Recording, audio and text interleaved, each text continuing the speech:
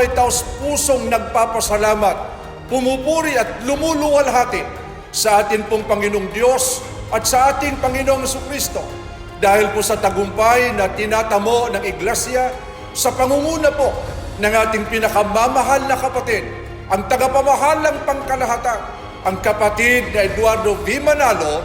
ay bumabati po sa lahat ng mga kapatid sa buong mundo ng